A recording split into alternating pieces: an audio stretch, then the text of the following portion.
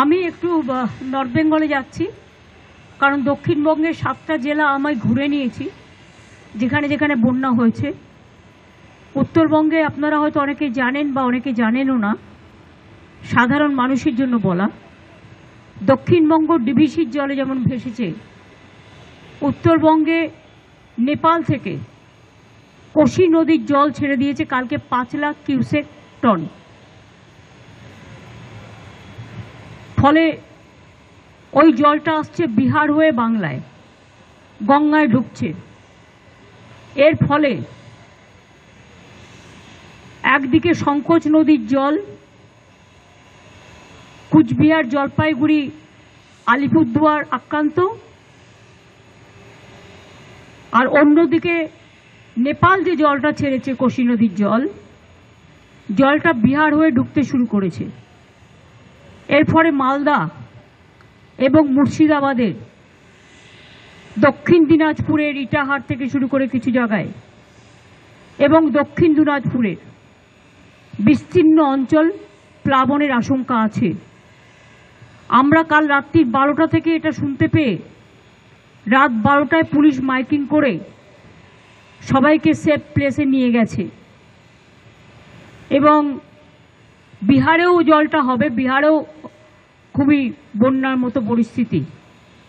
নেপালের জলে বিহারও ভাসবে, বাংলাও ভাসবে। প্লাস ফরাক্কায় তো ড্রেজিং করে না, আজকে 20 বছর হয়ে গেছে। ফলে জলটা যদি ফরাক্কা কিছুটা রাখতে পারত, ড্রেজিং করলে 2-3 লাখ কিউসেক টন রাখতে পারত, তাহলে মালদায়, সুতি, ফরাক্কা এই জায়গাগুলো অন্তত বন্যা হতো না। কিন্তু কেন্দ্রীয় সরকার, যেটা তাদের দায়িত্ব ছিল ফ্লাড কন্ট্রোল, চিরকাল ফরাক্কা ব্যারেজ সেন্ট্রাল গভর্নমেন্টের আন্ডারে। আগে ওরা 120 কিলোমিটার দেখভাল করত, এখন সেটা কমিয়ে 20 কিলোমিটারে এসে গেছে। কিছুই করে না, পুরো উত্তরবঙ্গ ভাসছে। তাছাড়াও উত্তরবঙ্গের জেলাগুলো নিয়ে মুর্শিদাবাদকেও ইনক্লুড করেছি। আমার বিকেল 5টায় উত্তরকন্যা থেকে মিটিং আছে।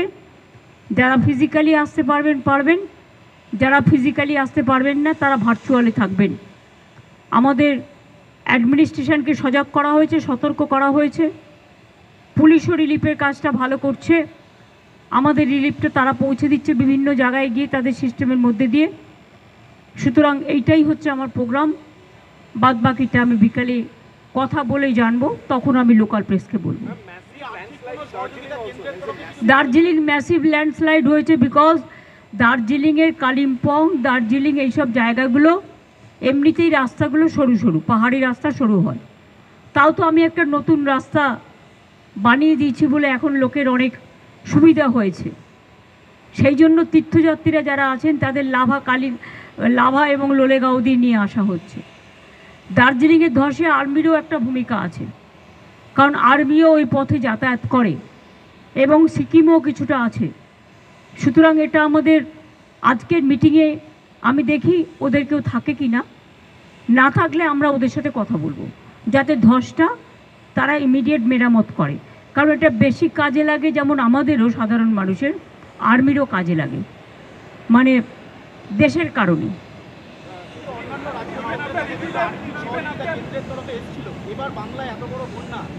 না, কেউ খবরও নেয়নি এবং 1 পয়সা দেয়ও নি। বাংলাই একমাত্র যে ফ্লাডের টাকা থেকে বঞ্চিত। থ্যাংক ইউ, আবার দেখা হবে।